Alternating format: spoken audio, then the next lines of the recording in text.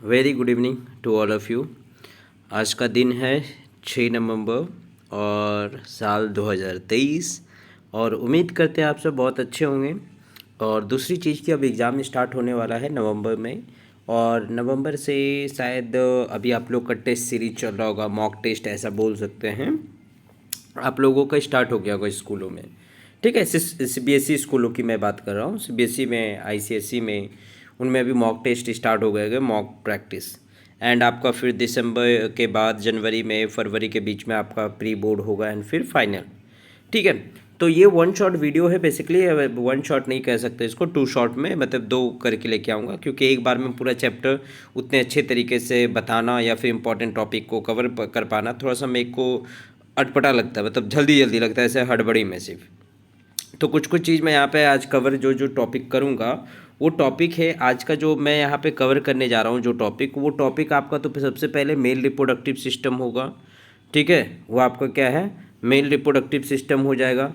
Male reproductive system के बाद में आपका फीमेल ये दूसरी चीज़ गैमेटोजेनेसिस में हम लोग सिर्फ स्पर्मेटोजेनेसिस देखेंगे। क्या देखेंगे? स्पर्मेटोजेनेसिस देखेंगे। ठीक है, देन उसके बाद में हम लोग देखेंगे फीमेल रिप्रोडक्टिव सिस्टम। क्या देखेंगे? Female reproductive system. बस फीमेल रिप्रोडक्टिव सिस्टम के बाद में फिर हम लोग क्या नेक्स्ट क्लास में oogenesis से स्टार्ट करेंगे। जो गैमेटोजेनेसिस है, एक स्पर्मेटो, ठीक है, एक स्पर्मेटोजेनेसिस है, ठीक है, एक स्पर्मेटोजेनेसिस है और दूसरा oogenesis है। क्या है दूसरा? oogenesis है। ठीक है, तो oogenesis यहाँ से हम लोग कल पढ़ेंगे। ठीक है, मतलब नेक्स्ट वीडियो में। आज हम लोग मेल स्पर्मेटोजेनेसिस, फिर फीमेल रिप्रोडक्टिव सिस्टम, फिर नेक्स्ट क्लास में oogenesis, फिर मेंस्ट्रुअल साइकिल, फर्टिलाइजेशन, इम्प्लांटेशन, फिर प्रेगनेंसी एंड एम्ब्रियोजेनिक यहाँ पे डेवलपमेंट को हम लोग कवर करेंगे। ओके, तो उम्मीद करते हैं यहाँ तक अभी आपको पता चला होगा कि क्या क्या हम लोग अभी डिस्कस करने वाले हैं, क्या क्या हम लोग इसको कवर करने वाले हैं। इस चीज़ को लेकर के आपको आइडिया मिल गया होगा एक। Okay, clear? चलिए, तो अब हम लोग आगे बढ़ते हैं। सबसे पहले कि हम लोग को पता है कि ह्यूमन रिप्रोडक्टिव सिस्टम में आपको क्या है। अच्छा हाँ, एक और लास्ट में पार्चुरेशन, लैक्टेशन, ये छोटा टॉपिक है, ये हम लोग को कर लेंगे इसको। ओके, सबसे पहली बात तो कि थोड़ा सा ब्राइटनेस फ़ोन का आप कम ही रखिएगा, क्योंकि वाइट यहाँ पे है तो आपको थोड़ा आँखों पे चुभ सकता है। और थोड़ा अगर वाईफाई से आप पढ़ रहे हैं, वाईफाई का कनेक्शन से, तो आप एक काम कीजिएगा, थोड़ा क्वालिटी को हाई कर लीजिएगा। Okay, clear? चलिए, जैसा कि हम लोग को देखिए पता है यहाँ पे कि सबसे पहले पढ़ने से पहले आप ना कुछ कुछ टर्म्स को पक्के तरीके से याद करके रख लीजिए। जैसे कैसे, कौन कौन से टर्म की मैं यहाँ पे बात कर रहा हूँ कि आपको पता है कि जो ह्यूमन का रिप्रोडक्शन होता है, ह्यूमन रिप्रोडक्शन, वो कैसा, किस तरीके का होता है? बीवी पोरस। ये तो सबसे पहले एमसीक्यू बन सकता है आपका, नीट के लिए भी, बोर्ड का एग्जाम में भी एमसीक्यू बहुत पूछता है, तो उसके लिए याद रखिएगा। वीवी पोरस मतलब कि जो बच्चे को, यंग वन को बर्थ करते हैं, अंडा नहीं देते हैं। ओवी पोरस, वीवी पोरस, ये टर्म आप याद रखिएगा। देखिए ये वन शॉट वीडियो है ना, तो इसमें आपको कुछ कुछ टर्म्स या कुछ कुछ चीज़ पहले से अगर आपको पता होना चाहिए, आप पढ़े होंगे तो एक पर्टिकुलर आइडिया आपको इसमें मिल जाएगा। ठीक है, ये चीज़। और मैं यहाँ पे प्योर एनसीईआरटी बेस जाऊँगा, कोई ऐसा नोट्स बना हुआ नहीं, कोई ऐसा अलग से क्या बोलते हैं उसके लिए फॉर्मेट दूसरा लेके आओ, कुछ ऐसा नया बताओ, ऐसा कुछ भी नहीं, सिर्फ एनसीईआरटी ही चलूँगा। डन? चलिए, फिर उसके बाद में देखिए यहाँ पे कि क्या बोला गया है कि ह्यूमन जो है, ह्यूमन का जो इवेंट है या रिप्रोडक्टिव इवेंट कब स्टार्ट होता है? जब उसमें गैमेटोजेनेसिस, यानी कि एक तरह से गैमीट का बनना शुरू होता है, चाहे मेल की बात करें चाहे फीमेल की बात करें। और ये कब शुरू होता है, कैसे शुरू होता है, इन सब पे बात करेंगे। पहले यहाँ पे देखिए, जैसे कि स्पर्म का बनना होता है मेल में और ओवम का बनना होता है फीमेल में। और स्पर्म जो है वो ट्रांसफ़र होता है जब फीमेल का जेनेटियल ट्रैक में, तो इसको इंसेमिनेशन कहते हैं। अब जो जो यहाँ पे टर्म है ना, टर्मिनोलॉजी, ठीक है, उसको मैं यहाँ पे अलग से मार्क कर रहा हूँ रेड से, ताकि आपको एक पर्टिकुलर आइडिया मिल सके। जैसे यहाँ पे स्पर्म का ट्रांसफ़र जब होता है फीमेल जेनिटल ट्रैक में, तो उसको हम लोग क्या बोलते हैं? इंसेमिनेशन। ठीक है, उसे हम लोग क्या बोलते हैं? इंसेमिनेशन। इसे हम लोग इंसेमिनेशन कहते हैं। ठीक, फिर उसके बाद में यहाँ पे देखिए कि अगर जो मेल का गैमीट है और फीमेल का गैमीट अगर आपस में फर्टिलाइज कर गया, तो उसको हम लोग कहते हैं फर्टिलाइजेशन। ठीक है, जो कि जाइगोट बनता है। क्या बोलते हैं? फर्टिलाइजेशन। अच्छा, फर्टिलाइजेशन, इंसेमिनेशन समझ में आया? इंसेमिनेशन का मतलब होता है जब स्पर्म फीमेल के जेनिटल ट्रैक्ट से होते हुए पहुंच गया तो उसे हम लोग क्या है, इंसेमिनेशन कहते हैं। ठीक है, उसे हम लोग क्या कहते हैं, इंसेमिनेशन। ठीक, और फर्टिलाइजेशन किसको कहते हैं, फर्टिलाइजेशन। फर्टिलाइजेशन का मतलब हो गया कि जब आपका मेल और फीमेल का गैमीट आपस में फ्यूज कर गया तो उसे फर्टिलाइजेशन कहते हैं। ठीक है, ये चीज़ क्लियर हो गया, आगे बात समझ में। फिर उसके बाद में क्या चीज़ है यहाँ पे, सिंपल सा कि this is followed by formation and development of blastocyst. ठीक है, यहाँ पे जो कि क्या बाद में जाकर के वही ब्लास्टोसिस्ट बनता है, यानी जाइगोट से डेवलप करके किस में बदलता है, ब्लास्टोसिस्ट। अब ब्लास्टोसिस्ट जो यूट्राइन के वॉल पे जब जाकर के अटैच हो जाता है तो उसको इम्प्लांटेशन कहते हैं। ये टर्मिनोलॉजी एक बार फिर आएंगे, अभी का जो टॉपिक कंप्लीट करेंगे, कंप्लीट करने के बाद में मैं वापस से टर्मिनोलॉजी पे आऊँगा। बस अभी इतना समझिए कि जो यहाँ पे इम्प्लांटेशन हो गया, फिर जैसे यहाँ पे गेस्टेशन हो गया, फिर पार्चुरेशन। ठीक है, ये चीज़ जब बच्चा पेट में डेवलप करता है, एम्ब्रियोनिक उसको डेवलपमेंट कहते हैं, उसको क्या कहते हैं, एम्ब्रियोनिक डेवलपमेंट। इम्प्लांटेशन कब कहते हैं, जब फर्टिलाइजेशन होने के बाद में जो जाइगोट है वो क्या है, यूट्राइन के वॉल पे जा करके अटैच हो जाता है तो उसको हम लोग इम्प्लांटेशन कहते हैं। आई बात समझ में, क्लियर हो गया ये चीज़, डन यहाँ तक। ठीक है, फिर उसके बाद में देखिए हम लोग को पढ़ चुके हैं कि प्यूबर्टी क्या होता है। अच्छा, प्यूबर्टी क्या होता है, एक छोटा सा हम लोग यहाँ पे कुछ आपको डायग्राम से समझाने की कोशिश करते हैं कि जो प्यूबर्टी है, प्यूबर्टी किसको कहते हैं। प्यूबर्टी में जनरली देखिए आपको यहाँ पे क्या दिख रहा है आपको कि जब प्यूबर्टी एक बच्चे का जन्म हुआ, जन्म के बाद में आपको क्या दिख रहा है कि जन्म हुआ, जन्म के बाद में बच्चा बड़ा हुआ, बड़ा से थोड़ा और एडल्टहुड में आया, एडल्टहुड ये आपको दिख रहा है क्या, ये दिख रहा है आपको एडोलेसेंट एज, मतलब कि आफ्टर यहाँ से प्यूबर्टी ये अटेंड किया, क्या अटेंड किया यहाँ से, प्यूबर्टी। और प्यूबर्टी के बाद में आपको क्या दिख रहा है, ये एडोलेसेंट हो गया, एडल्ट हुआ यहाँ पे एडल्ट। फिर इसके बाद में ये मैच्योरिटी आफ्टर 35 ईयर्स, फिर आपको देखें यहाँ पे 65 ईयर्स, एक तरह से कह सकते हैं 35 या 50 के आसपास मान के चलिए 50 ईयर्स। फिर यहाँ पे आपको 65 और 70 ईयर्स आपको कुछ ऐसे समथिंग दिख रहा होगा। ठीक है, 60 to 70 ईयर्स आपको क्या है, समथिंग आपको यहाँ पे दिख रहा होगा। ओके, आगे बात समझ में। अब देखिए कि अगर हम बात करें यहाँ पे कि जो प्यूबर्टी है, प्यूबर्टी में आपको क्या दिखा, ये प्यूबर्टी होने के बाद में ही ना ये इस तरीके से आपको डेवलपमेंट इसमें देखने मिला। आफ्टर प्यूबर्टी या एडोलेसेंट स्टेज में ही क्या देखने के लिए हमें मिलता है, गैमीट का फॉर्मेशन। किसका फॉर्मेशन, गैमीट का फॉर्मेशन दिखता है। ठीक है, आया बात समझ में, इसको हम लोग क्या बोलते हैं, गैमीट का फॉर्मेशन कहते हैं। ओके, गैमीट का फॉर्मेशन हुआ, गैमीटोजेनेसिस हुआ, यानी कि स्पर्म का यहाँ पे बनना हुआ। मेल में क्या बनता है, स्पर्म, और वही स्पर्म फिर क्या है आगे जाकर के प्रोड्यूस होता है और फीमेल के जेनेटियल ट्रैक्ट से होते हुए जब वो ओवम के साथ में फर्टिलाइज करता है तो उस प्रोसेस को हम लोग इंसेमिनेशन कहते हैं। ठीक है, जब फर्टिलाइज कर गया तो उसको हम लोग फर्टिलाइजेशन कहते हैं। ठीक है, अब जैसे यहाँ पे आप देखिए नेक्स्ट स्लाइड में कि एडल्टहुड में आपको क्या देखने के लिए मिलेगा। भाई साहब सिंपल सा, एडल्टहुड में आपको क्या देखने मिलेगा कि एक 9 साल का बच्चा है, फिर यहाँ पे 9 से धीरे धीरे क्या है 10 साल हुआ यहाँ पे। ठीक है, 10 से फिर यहाँ पे 12-13 साल हो रहा है यहाँ पे। फिर उसके बाद में आपको क्या दिख रहा है कि 14 से लेकर के आपको 19-20 साल तक में आपको क्या देखने के लिए मिल रहा है कि ऐसे नहीं कि उठा और सलमान खान बन गया, नहीं, आराम से उठा भाई साहब, धीरे धीरे साल लगा, धीरे धीरे चेस्ट पे हेयर्स का ग्रोथ होना स्टार्ट हुआ, फेस पे दाढ़ी मूंछ आना, आर्म पीट में आपको हेयर्स का ग्रोथ दिख सकता है, प्यूबिक हेयर्स का ग्रोथ दिखेगा। इन सब चीज़ों का क्या है, एक time to time hormone release होने के बाद में होता है। ठीक है, और उसी हार्मोनल चेंजेस के कारण ही हमें क्या देखने के लिए मिलता है कि जो प्राइमरी और सेकेंडरी सेक्स ऑर्गन है, ठीक है, सेक्स ऑर्गन का डेवलपमेंट हमको देखने मिलता है। किसका, सेक्स ऑर्गन का डेवलपमेंट देखने के लिए मिलता है। ठीक है, सेक्स ऑर्गन का क्या देखने मिलता है, डेवलपमेंट देखने आपको मिलेगा। कब, आफ्टर रिलीजिंग हार्मोन। ठीक है, आफ्टर रिलीजिंग, ठीक है, आफ्टर रिलीजिंग हार्मोन। ठीक है, आफ्टर रिलीजिंग हार्मोन। आगे बात समझ में, क्लियर हो गई ये चीज़, डन यहाँ तक। चलिए अब आते हम लोग एनसीईआरटी के लाइन पे। ओके, देखिए यहाँ पे लिखा हुआ आपको दिख रहा होगा कि हम लोग पढ़े हैं कि ये सारा इवेंट जो फर्टिलाइजेशन का, गेस्टेशन का, ये सब जो बच्चे का बनना, स्पर्म का ट्रांसफ़र होना फीमेल में, फीमेल के जेनिटल ट्रैक में कब हो सकता है? ऑब्वियस सी बात है कि जब वो प्यूबर्टी अटेंड किया तब करेगा, और यही आपको यहाँ पे देखने के लिए मिलेगा। और ये आपको एग्जांपल यहाँ पे क्या है कि reproductive event in male and क्या है, male and in the female, example के तौर पे स्पर्म का फॉर्मेशन होना।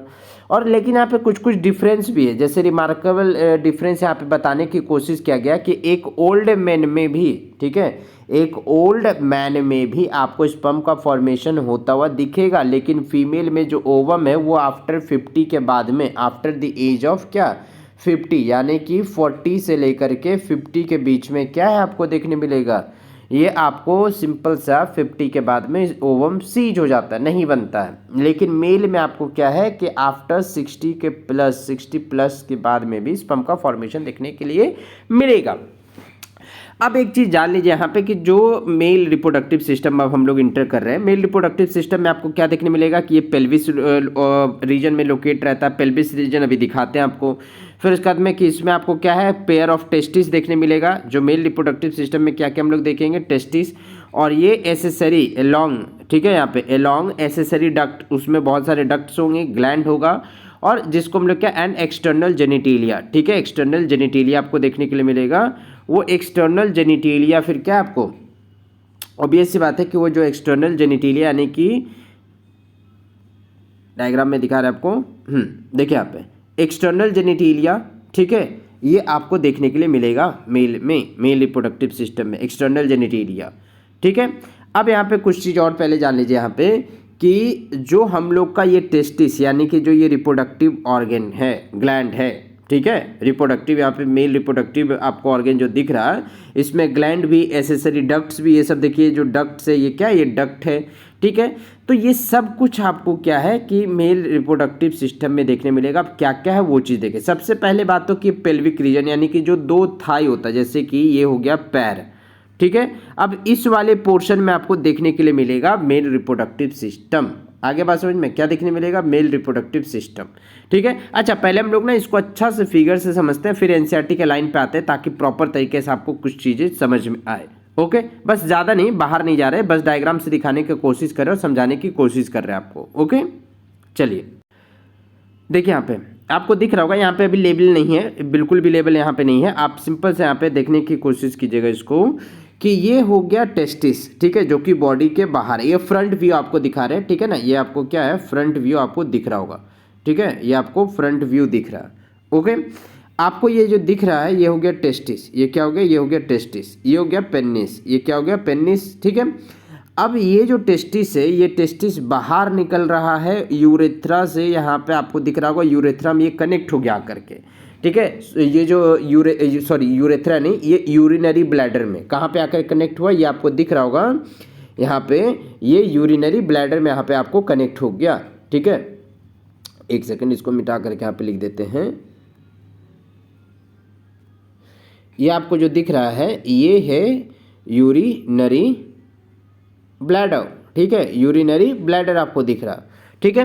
अब ये जो यूरिनरी ब्लैडर है आपको दिख रहा कि ये जो वास्ट डिफरेंस है, वास्ट डिफरेंस आया, वास्ट डिफरेंस यहाँ पे हो गया आपका सेमिनल प्लाज्मा, ये जो है ये है सेमिनल प्लाज्मा, ठीक है, ये है आपका सेमिनल प्लाज्मा, ठीक है। फिर यहाँ पे आपको दिख रहा है ये प्रोस्टेट ग्लैंड, फिर आपको नीचे में बल्बोलेथरल ग्लैंड आपको देखने के लिए मिलेगा।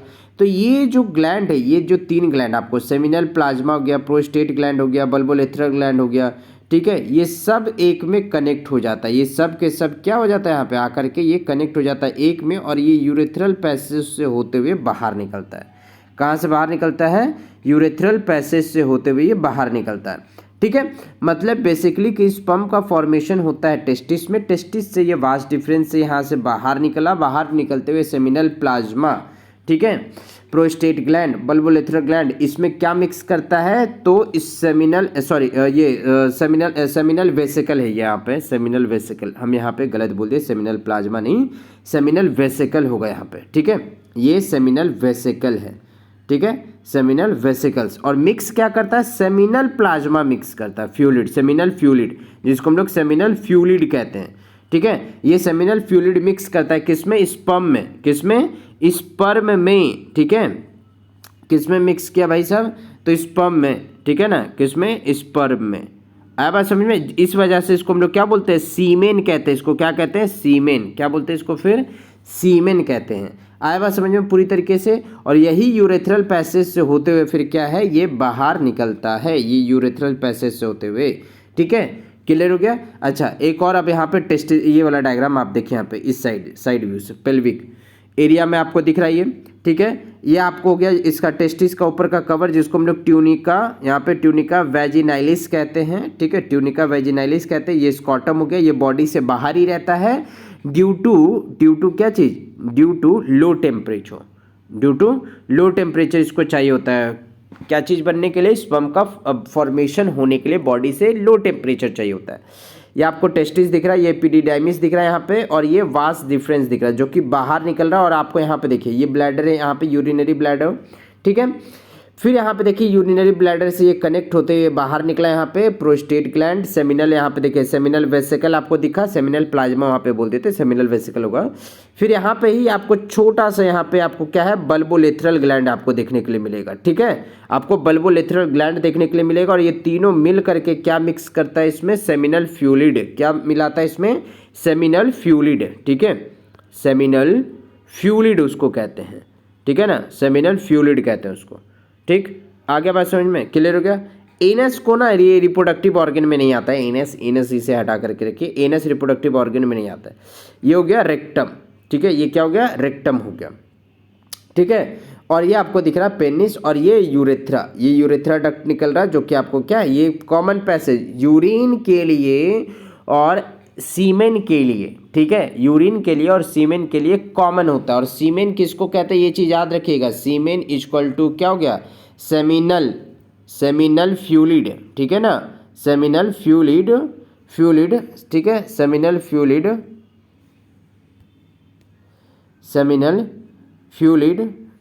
अरे भाई साहब, सेमिनल फ्लूइड प्लस स्पर्म। ठीक है, सेमिनल फ्लूइड प्लस स्पर्म, जिसको हम लोग सीमेन कहते हैं, इसको हम लोग सीमेन कहते हैं। यहाँ लिख ही दिए ये सीमेन। ठीक है, आया बात समझ में, क्लियर हो गया? अब देखिए यहाँ पे आपको डायग्राम एक दिखाते हैं टेस्टिस का। देखिए यहाँ पे ये आपको दिख रहा है, ये टेस्टिस, यहाँ पे इसका फॉर्मेशन आपको दिख रहा है यहाँ पे। ठीक है, टेस्टिस का फॉर्मेशन आपको दिख रहा है, ये हो गया यहाँ पे। फिर उसके बाद में देखिए यहाँ पे ये आपको स्ट्रक्चर यहाँ पे दिख रहा होगा। ठीक है, ये हो गया। अब ध्यान से देखिएगा इसमें, ये जो आपको एक एक लोब इसमें दिख रहा होगा। ठीक है ना, कौन सा, एक एक लोब जो आपको इसमें दिख रहा है, ये एक एक लोब दिख रहा है। ठीक है ना, ये एक एक लोब दिख रहा है। ठीक है, इसको हम लोग बोलते हैं टेस्टिकुलर लोब्यूल। क्या बोलते हैं इसको हम लोग, टेस्टिकुलर लोब्यूल बोलते हैं। ठीक है, आगे बात समझ में, इसको हम लोग टेस्टिकुलर लोब्यूल बोलते हैं। और ये जो लाल से लाइन अभी खींच रहे ना, ये लाइन से, इसको हम लोग सेप्टा कहते हैं। क्या कहते हैं इसको, सेप्टा। और ये ब्लू में जो यहाँ पे गच ये जो ब्लू में आपको दिख रहा है, इसको हम लोग क्या, टेस्टिकुलर लोब्यूल कह रहे हैं। ठीक है, आया बात समझ में? और इसके अंदर में आपको भले यहाँ पे अभी नहीं दिख रहा है, अभी दिखाएंगे, इसके अंदर में आपको इस तरह से ना ये टिब्यूल लाइक ऐसे ही आपको ये जो पूरा स्ट्रक्चर ऐसे आपको देखने मिलेगा, जिसको हम लोग सेमनीफेरस टिब्यूल कह रहे हैं। लोब्यूल अलग हो गया, देखिए ये हो गया लोब्यूल, और इसके अंदर में जो प्रेजेंट है ये ट्यूब लाइक स्ट्रक्चर, इसको हम लोग बोले सेमनीफेरस टिब्यूल। क्या बोले इसको हम लोग, सेमनीफेरस टिब्यूल कह। ठीक है, और ये हो गया ट्यूनिका एल्बुजिनिया। ठीक है, ट्यूनिका एल्बुजिनिया। ठीक है, ये उसका ऊपर का कवर हो गया। अब ये सारा जो आपको दिख रहा है ना, ये इस तरीके से ये निकल रहा है, ये सब पैकेट के समान है, जिसको हम लोग लोब्यूल बोले। इसमें आप भरा हुआ जो क्या है, सेमनीफेरस टिब्यूल है। ठीक है, और यही जो टिब्यूल है ये बाहर निकला, ये टिब्यूल बाहर निकला, जो कि क्या बनाया, एक रीटे टेस्टिस। ये क्या बनाया यहाँ पे, रीटे टेस्टिस बनाया। ठीक है, ये क्या बनाया, रीटे टेस्टिस बनाया। ठीक है, आगे बात समझ में, इसको हम लोग क्या बोलते हैं, रीटे टेस्टिस। और यही रीटे टेस्टिस फिर बाहर निकल रहा है, जिसको हम लोग क्या बोल रहे हैं, डक्टीलिया इफ्रेंसिया, जिसको यहाँ पे ये, और डक्टेलिया इफ्रेंसिया ये ऊपर वाला भाग को। और ये जो बॉडी दिख रहा है, ये मोटा सा बॉडी, इसको हम लोग एपिडिडाइमिस बोलते हैं। क्या बोलते हैं, एपिडिडाइमिस। क्या बोले इसको, एपिडिडाइमिस। ठीक है, और यही बाहर निकला जिसको हम लोग क्या बोले, वास डिफरेंस। और ये और आगे निकले तो वास इफ्रेंस फिर कहते हैं। ये वास डिफरेंस है, इसके बाद हम लोग इसको क्या कहेंगे, वास इफ्रेंस। क्या बोलते हैं उसको हम लोग, वास इफ्रेंस कहते हैं।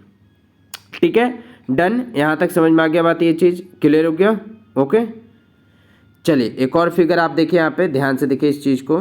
ये आपको दिख रहा होगा, सिंपल सा, एक सिंपल सा फिगर दिखाने की कोशिश हमारी तरफ से। कि आपको समझ में आ जाए। ये हो गया टेस्टिस। टेस्टिस के अंदर में आपको क्या दिख रहा है, ये टेस्टिकुलर लोब्यूल, ये जो दिख रहा है ना, ये टेस्टिकुलर लोब्यूल, और इसके अंदर में जो है आपको क्या दिख रहा है, सेमनीफेरस ट्यूब्यूल। ठीक है, क्या दिख रहा है, सेमनीफेरस ट्यूब्यूल। और ये जो बीच बीच में जो काला सा ये लाइनिंग है, इसको हम लोग सेप्टा कहते हैं। क्या कहते हैं इसको, सेप्टा। और ये इसके बाहर का लेयर को ट्यूनिका एल्बुजिनिया कह रहे हैं, और ये वाला बॉडी को इपीडिडाइमिस कह रहे हैं जो बाहर निकला। और यही यहाँ पे रीटेड टेस्टिस बनाया, ये जो पूरा जाला जैसा दिख रहा है ना, इसको रीटेड टेस्टिस कहते हैं। क्या बोलते हैं इसको, रीटेड टेस्टिस। और ये जो बाहर निकला मेन ट्यूब, अब ये बाहर निकल के किसके साथ में मिल जाएगा, यूरिनरी ब्लैडर से होते हुए यूरेथ्रा में। किसमें, यूरेथ्रा में। आया बात समझ में। और ये कौन सा ट्यूब्यूल है, इसको कौन सा डक्ट बोलते हैं, डक्टस डिफरेंस बोलते हैं इसको। क्या बोलते हैं इसको हम लोग, डक्टस डिफरेंस कहते हैं। ठीक है, आगे बात समझ में, इसको हम लोग डक्टस डिफरेंस कहते हैं। ओके, टेस्टिस तक बात समझ में आई। चलिए अब हम लोग एनसीईआरटी पे चलते हैं, तब हम लोग बात अब और क्लियर करते हैं। ओके, देखिए यहाँ पे, अब हम लोग यहाँ पे एनसीईआरटी को थोड़ा देखते हैं, एकदम ध्यान से देखिएगा।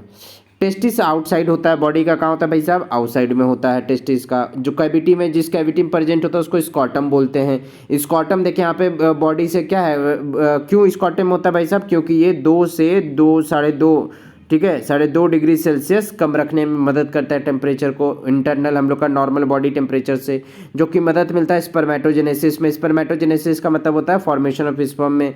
एडल्ट में आपको जो टेस्टिस है, टेस्टिस का साइज शेप कैसा दिखेगा, ओवल शेप। याद रखिएगा, नीट के पर्पज से ओवल शेप याद रखना है आपको। क्या रखना है, याद। ठीक है, फिर इसका जो आपको क्या है, लेंथ कितना, 4 से 5 सेंटीमीटर। कितना होगा भाई साहब, 4 से 5 सेंटीमीटर। ठीक है, और इसका विड्थ कितना होगा, चौड़ाई कितना होगा भाई साहब, तो चौड़ाई होगा 2 से लेकर के 3 सेंटीमीटर। ठीक है, चौड़ाई। ये इंपॉर्टेंट इन्फॉर्मेशन है एमसीक्यू के लिए भाई साहब, एकदम याद गांठ बांध करके रख लीजिए इस चीज़ को, ये इंपॉर्टेंट इन्फॉर्मेशन है। फिर देखिए यहाँ पे टेस्टिस जो है, ये आपको ये कवर्ड होगा डेंस जो कि कौन सा लेयर है, जिसको हम लोग क्या बोलते हैं, ट्यूनिका एल्बुजिनिया। ठीक है, ये चीज इस हर एक टेस्टिस में, यहाँ पे ध्यान से सुनिए, हम लोग के पास में टोटल मेल में टोटल हम लोग ने, मतलब बेसिकली कहने मतलब है कि मेल में आपको 2 टेस्टिस देखने मिलेगा। कितना, मेल में आपको 2 टेस्टिस देखने मिलेगा। एक टेस्टिस में 250 कंपार्टमेंट होता है। ठीक है, 250 कंपार्टमेंट का टेस्टिकुलर लोब्यूल। अब लोब्यूल वाला समझ में आ गया ना, जिसके अंदर में वो लोब्यूल होता है, जिसमें क्या है, आपको सेमनीफेरस डक्ट देखने के लिए मिलेगा। ठीक है, क्या देखने मिलेगा, सेमनीफेरस डक्ट आपको देखने के लिए मिलेगा। देखिए यही है आपको टेस्टिकुलर लोब्यूल, जिसके अंदर में क्या है, जिसके अंदर में आपको जो ये दिख रहा है ना गट्ठा जैसा, इसको हम लोग क्या बोलते हैं, सेमनीफेरस, यहाँ पे ट्यूब्यूल कहते हैं इसको, हाईली कॉइल्ड सेमनीफेरस ट्यूब्यूल। इसको क्या कहते हैं, सेमनीफेरस। ठीक है, सेमनीफेरस ट्यूब्यूल कहते हैं इसको, सेमनीफेरस ट्यूब्यूल्स कहते हैं। अब समझ में, इसको हम लोग क्या बोलते हैं, seminiferous tubule. In which sperms are produce, जी इसके अंदर में स्पर्म प्रोड्यूस होता है, इसी के अंदर में क्या होता है, स्पर्म प्रोड्यूस होता है। सेमनीफेरस ट्यूब्यूल जो है वो लाइंड होता है, बीच बीच में लाइन होता है। ठीक है, अब उसी के अंदर में आपको क्या देखने मिलेगा, मेल जर्म सेल, जिसको स्पर्मेटोगोनिया बोलते हैं। अभी ये नहीं क्लियर आ रहा होगा तो हम बताएंगे इसको, अभी जो फॉर्मेशन ऑफ टेस्टिस, ये स्पर्मेटोजेनेसिस है ना, उसमें हम बताएंगे। इसी डक्ट के अंदर में, ये जो आपको ट्यूब दिख रहा है ना, इसी डक्ट के अंदर में आपको मेल जर्म सेल देखने मिलेगा। मेल जर्म सेल कहने मतलब है कि जिससे गैमीट बनेगा, जिससे क्या बनेगा, गैमीट। ठीक है, और साथ में इसके अंदर में सर्टोली सेल भी देखने मिलेगा। और यही जर्म सेल किसके अंडर में चला जाता है, मियोटिक डिवीजन। कहने का मतलब है कि मियोसिस का डिवीजन में जाता है और बाद में क्या बनाता है, स्पर्म का फॉर्मेशन। और सर्टोली सेल क्या प्रोवाइड करता है, न्यूट्रिशन प्रोवाइड करता है। ठीक है, सर्टोली सेल क्या प्रोवाइड करता है, न्यूट्रिशन।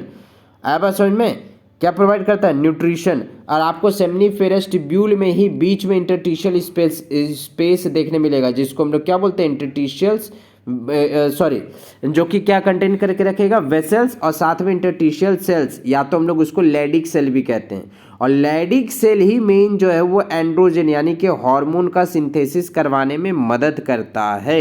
लैडिक सेल ही एंड्रोजन यानी कि हार्मोन का सिंथेसिस करवाने में मदद करता है। और ये जितना सेल्स था, ठीक है, लैडिक सेल की बात कर लें, ठीक है, किसकी, लैडिक सेल की बात कर लें, या तो हम बात कर लें यहाँ पे क्या, इंटरटिशियल सेल, या तो इसको लैडिक सेल कह लीजिए। फिर आपको यहाँ पे क्या देखने मिलेगा कि जो जर्म सेल था, ठीक है, किसकी बात कर रहे हैं, जर्म सेल हो गया। ठीक है ना। फिर और किसकी बात कर ले हम यहाँ पे, एक और कौन सा था, जर्म सेल हो गया, लैडिक सेल हो गया, और एक आपको यहाँ पे सर्टोली सेल, कौन सा, सर्टोली सेल, एनसीईआरटी के हिसाब से। ये तीनों सेल आपको किस में देखने मिलेगा, तो टेस्ट ये सेमनीफेरस ट्यूब्यूल में, किस में आपको देखने मिलेगा, सेमनीफेरस ट्यूब्यूल में, सेमनीफेरस ट्यूब्यूल्स में। आगे बात समझ में, किस में देखने मिलेगा, सेमनीफेरस ट्यूब्यूल में। आया बात समझ में, क्लियर हो गई ये चीज़, ओके। अब आते हैं स्ट्रक्चर पे। देखिए यहाँ पे क्या बोला है कि जो मेल एसेसरी डक्ट है, मेल एसेसरी डक्ट मतलब हो गया यहाँ पे कि जो मेल सेक्स एसेसरी डक्ट है, जिसमें आपको रीटेड टेस्टिस देखने मिला था, कहाँ पे, सेमनीफेरस ट्यूब्यूल जब खत्म हो रहा था तब वहाँ पे। वास डिफरेंसिया हो गया, इपिडिडाइमिस हो गया, वास डिफरेंस हो गया, ठीक है। ये डक्ट हो गया, ये डक्ट, इसी डक्ट से क्या है, स्पर्म पास होता है, ये चीज़ याद रखना। ये जो डक्ट एसेसरी डक्ट है, इससे क्या है, स्पर्म पास होता है, क्या पास होता है, स्पर्म, ठीक है, स्पर्म पास, ठीक है। सेमनीफेरस ट्यूब्यूल जो है वो टेस्टिस उसका जो ओपन होता है, कहाँ ओपन होता है, वास इफ्रेंसिया में, जिसको डक्टिली इफ्रेंसिया भी कह रहे थे। कहाँ से खुलता है, रीटे टेस्टिस से होते हुए खुलता है। अभी एकदम डायग्राम के थ्रू हम आपको बता चुके, एक बार फिर बताएंगे, ध्यान से सुन लीजिए। वास इफ्रेंसिया जो है वो टेस्टिस को छोड़ता है, जो कि कहाँ पे, वो एक तरह से गट्ठा बना लेता है, जो कि जिसको हम लोग क्या बोलते हैं, इपिडिडाइमिस, इसको क्या बोलते हैं, इपिडिडाइमिस बोलते हैं, ठीक है। फिर यही इपिडिडाइमिस जो है ये पोस्टीरियर सरफेस यानी टेस्टिस के ऊपर होता है। इपिडिडाइमिस जो है वो क्या लीड करता है, वास डिफरेंस, क्या लीड करता है, वास डिफरेंस, यानी कि ये फिर जा करके और बाहर जब निकल जाता है तो ये किस में खुल जाता है, वास डिफरेंस में। और ये असेंड, ये जाकर के एब्डोमेन में घुसता है, एब्डोमेन मतलब कि पहले नीचे से घुसा एब्डोमेन में, फिर एब्डोमेन से निकलेगा बाहर, कैसे, यूरिनरी ब्लैडर में जाकर के मिल जाता है, मतलब एक तरह से यूरिनरी ब्लैडर में एक लूप बनाता है। और ये जो है सेमिनल वेसिकल में, फिर क्या है, सेमिनल वेसिकल, फिर यहाँ पे और कुछ पॉइंट लिखा नहीं है, बल्कि सेमिनल वेसिकल होगा, प्रोस्टेट ग्लैंड होगा और बल्बोलेथरल ग्लैंड होगा, ठीक है। यहाँ पे जो सेमिनल वेसिकल आपको दिख रहा है, इसके साथ में प्लस प्रोस्टेट ग्लैंड भी होगा, प्रोस्टेट प्लस बल्बोलेथरल, ठीक है, प्रोस्टेट प्लस बल्बो यूरेथ्रल, ठीक है, यूरेथ्रल ग्लैंड के साथ में ये मिलता है। और कहाँ पे खुलता है, यूरेथ्रा में, कहाँ पे, यूरेथ्रा में, ठीक है, जो कि इजाकुलेटरी डक्ट, जिसको इजाकुलेटरी डक्ट भी कहते हैं, यूरेथ्रा को इजाकुलेटरी डक्ट भी कहते हैं। ये डक्ट क्या स्टोर करके रखता है, स्पर्म को, कहाँ से, टेस्टिस में, आउटसाइड थ्रू यूरेथ्रा, ठीक है, यूरेथ्रा से बाहर निकलने से पहले। फिर यहाँ पे क्या बोल रहा है, यूरिनरी ब्लैडर, जो कि एक्सटेंड करता है किस में, वही यूरिनरी ब्लैडर जो कि कहाँ पे निकल के आ रहा होता है, ये ट्यूब के जैसा पेनिस से होते हुए निकल के आ रहा होता है। और यही पेनिस जो है उस, जिसको हम लोग क्या बोलते हैं, एक्सटर्नल ओपनिंग, क्या बोलते हैं, उसका जो एकदम नोक पे, यानी कि जो पेनिस है, जैसे ये पेनिस है, इसका इस पोर्शन को हम लोग क्या बोलते हैं, यूरेथ्रल मीटस बोलते हैं, क्या बोलते हैं, यूरेथ्रल मीटस कहते हैं, ठीक है, उसे क्या बोलते हैं, यूरेथ्रल मीटस कहते हैं। जरा इस फिगर को यहाँ पे देखिए, इस पे आएंगे, ये ऊपर वाला फिगर पे आएंगे, मत टेंशन मत लीजिए, एकदम ध्यान से सुनिए पहले मेरी बात को यहाँ पे, ठीक है, एकदम ध्यान से सुनना है और कुछ नहीं। देखिए यहाँ पे जो पेनिस है, पेनिस जो है, पेनिस क्या असल में मेल का एक्सटर्नल जेनिटिलिया, एकदम इंपॉर्टेंट बात, एकदम इंपॉर्टेंट बात, इस चीज़ को नोट करके रख लीजिएगा। और ये स्पेशल टिश्यू से बना होता है, जो कि इरेक्शन, यानी कि जब इसमें ब्लड सर्कुलेशन फास्ट होगा तो ये पेनिस क्या हो जाएगा, इनलार्ज्ड हो जाएगा, साइज में बड़ा हो जाएगा, ठीक है। इनलार्ज एंड पेनिस, जो पेनिस का एकदम सबसे एंड वाला पोर्शन होता है, जैसे ये पेनिस है, यहाँ पे जो ओपनिंग होता है इसको यूरेथ्रल मीटस कहते हैं, इसको क्या बोलते हैं, यूरेथ्रल मीटस। और इसके ऊपर में जो स्किन लगा होता है, स्किन फोल्ड स्किन, उसको हम लोग फोर स्किन कहते हैं, क्या कहते हैं, उसी को फोर स्किन कहते हैं पेनिस का, ठीक है, उसको क्या कहते हैं, फोर स्किन कहते हैं, ठीक। अब देखिए यहाँ पे कुछ एसेसरी ग्लैंड है, जो कि वहाँ पे लिख देना चाहिए था लेकिन नहीं लिखा वहाँ पे, यहाँ पे लिखा, ठीक है। एसेसरी ग्लैंड में आपका देखिए यहाँ पे सेमिनल वेसिकल हो जाएगा, प्रोस्टेट हो जाएगा और बल्बो यूरेथ्रल ग्लैंड हो जाएगा। ध्यान से सुनिएगा, यहाँ पे अब ये इंपॉर्टेंट पॉइंट यहाँ पे बनता है, ठीक है, इस जगह पे इंपॉर्टेंट पॉइंट यहाँ पे बनता है, seminal vesicle, prostate, bulbo urethral gland, ठीक है, जो कि क्या सिक्रीशन करता है, सिक्रीशन करता है सेमिनल प्लाज्मा का, ठीक है, किसका सिक्रेशन करता है, सेमिनल प्लाज्मा का, या सेमिनल फ्लूइड भी कह सकते हैं इसको। और बहुत इंपॉर्टेंट बात, ये फ्रुक्टोज इसमें पाया जाता है और यही फ्रुक्टोज फीमेल में नहीं होता है। तो इसीलिए जब सीमेन की जांच की जाता है ना कि किसी भी जैसे रेप केसेस में या कोई अदर केसेस में, क्या भाई रेप केसेस या कुछ किसी के साथ में गलत हुआ, तो उस दौरान में क्या है, यही चीज़ को देखा जाता है। ठीक है, इस चीज़ को वहाँ पे क्या है, मेजर किया जाता है।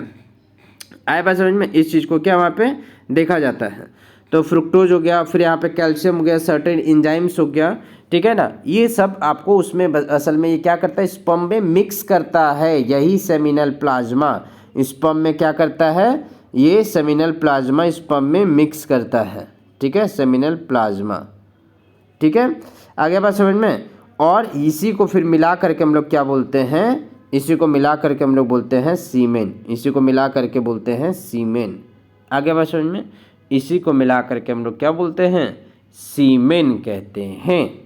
ठीक है, क्लियर हो गया ये चीज़, आई बात समझ में। अब हम लोग सीधा किस पे आते हैं, अभी हम लोग अब आते हैं, हम लोग सीधा का सीधा किस चीज़ पे आएंगे, फीमेल पे भी नहीं आएंगे, अभी हम लोग फीमेल पे नहीं आएंगे, अभी हम लोग आएंगे सीधा गैमेटोजेनेसिस पे। किस पे आएंगे, गैमेटोजेनेसिस, किसका, मेल का गैमेटोजेनेसिस पे आएंगे।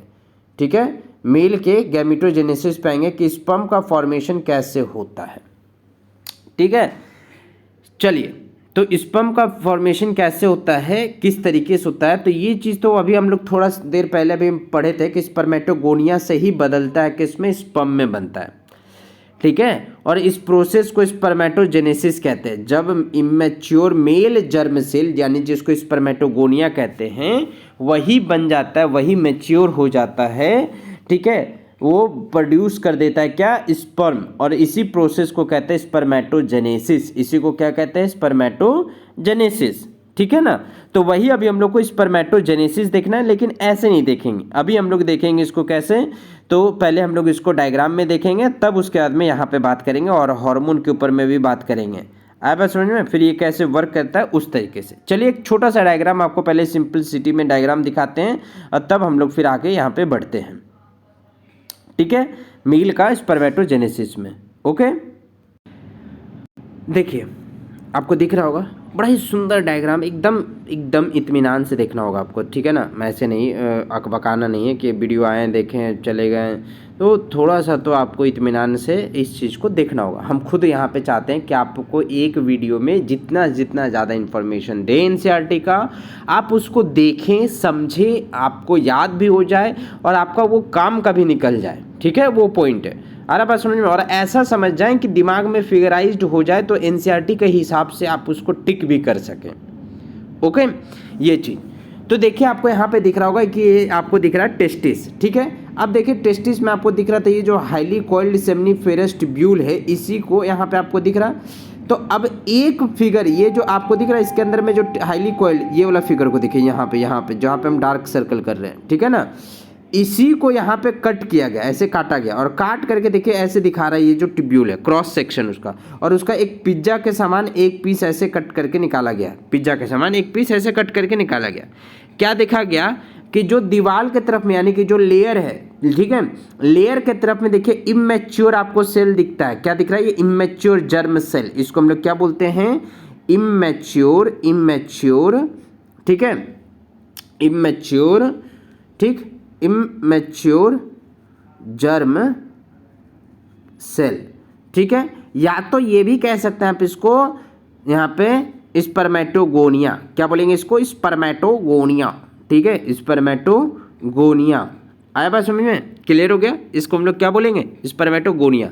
ये स्पर्मेटोगोनिया पहले करता है माइटोसिस। ठीक है, ये स्पर्मेटोगोनिया पहले करेगा माइटोसिस। ठीक है, फर्स्ट टाइम ये माइटोसिस करता है। बोलेंगे भाई माइटोसिस क्यों किया, ठीक है, ध्यान से सुनिएगा। माइटोसिस इसीलिए करता है कि ये अपने जैसा पहले डुप्लीकेट एक सेल बनाएगा, तब ना इसके जगह पे आकर के रह जाएगा, और तब फिर उसके बाद में ये वही सेल एक जो है दो, पहले माइटोसिस करके एकदम सिमिलर में दो सेल बट गया, तो अब एक सेल चल जाएगा मियोसिस में, मियोसिस प्रोसेस से फिर ये आगे बढ़ेगा, लेकिन जो दूसरा सेल है वो इसके जगह ही रिप्लेस हो जाएगा। नहीं समझे, चलिए पहले हम लोग इस चीज़ को पहले ये समझ लीजिए। ये पहले क्रॉस सेक्शन समझे फिगर को, ये समझ में आ गया, ये क्रॉस सेक्शन में इस तरीके से डेवलप करता है। अब कैसे करता है इस चीज़ को हम लोग यहाँ पे देखते हैं। ठीक है, ध्यान से देखिएगा इस चीज़ को। होता क्या है यहाँ पे इस फिगर को देखिए, ठीक है। होता क्या चीज़ है यहाँ पे कि जो आपको फिगर दिख रहा है इसमें जैसे ये पहले ये करता है माइटोसिस फर्स्ट टाइम में, और माइटोसिस करके ना ये एक नहीं बल्कि दो बनाता है ऐसे, ठीक। अब यहाँ पे ये एक इसी के जगह पे आ जाता है। अब बोलेंगे ऐसा क्यों होता है, क्योंकि अगर ऐसा नहीं होगा तो इस पर यहाँ पे तो एक बार में ये स्पर्म बना फिर खत्म हो गया एक सेल से, इसीलिए ये पहले माइटोसिस करता है फर्स्ट स्पर्मेटोगोनिया जिसका क्रोमोसोम नंबर 46 होता है, ठीक है। क्रोमोसोम नंबर 46, इसका मतलब कि इसको 2n भी कह सकते हैं। क्या कह सकते हैं इसको? 2n भी कह सकते हैं। आया बात समझ में? फिर ये माइटोसिस किया, माइटोसिस के दौरान भी इसका क्रोमोसोम नंबर 46 ही था, ठीक है। इसको भी 2n ही कह सकते हैं। आया बात समझ में? ये रिप्लेस किया यहाँ पे, ये जाकर के वापस इसके जगह पे आ गया एक ठोक। अब ये आगे बढ़ेगा, जब ये आगे बढ़ेगा तब यहाँ पे होगा फर्स्ट मियोसिस। इसके साथ में होता है फर्स्ट मियोसिस। तब यहाँ पे अभी भी यहाँ पे क्या है, अभी सिर्फ क्रोमोसोम नंबर हाफ हुआ है। फर्स्ट मियोसिस में याद रखिएगा मेरे बात को, फर्स्ट मियोसिस में क्या होता है भाई साहब? फर्स्ट मियोसिस में क्रोमोसोम नंबर क्या होता है, वहाँ पे आपको हाफ होगा। फर्स्ट मियोसिस में क्रोमोसोम नंबर हाफ होता है और सेकेंड मियोसिस में डीएनए का अमाउंट हाफ होता है, ठीक है। फर्स्ट मियोसिस में क्या हाफ होता है? Chromosome number. तो यहाँ पे अब हो गया क्या, ये 23 हो गया इधर और ये हो गया 23। अब इसको हम लोग n कह सकते हैं, इसको हम लोग क्या है, n कह सकते हैं। यहाँ पे आपको फिगर में दिख रहा होगा, इसको हटा दीजिए। यहाँ पे ये इसके नीचे वाला का ये बताना चाह रहा है यहाँ पे। अब इसमें क्या आपको दिख रहा है, n हो सकता, यहाँ से इसको हम लोग n कहेंगे, ठीक है, 23 नंबर। फिर उसके बाद में ये क्या बन गया कि अब यहाँ पे ये गुजरेगा किससे, मियोसिस सेकेंड से, यानी कि 1 से अब ये 2 में और बढ़ेगा। तो मियोसिस सेकेंड में क्या होगा कि जो डीएनए का अमाउंट होता है, वो क्या होता है, हाफ होता है। डीएनए का अमाउंट क्या होता है, हाफ होता है डीएनए का अमाउंट।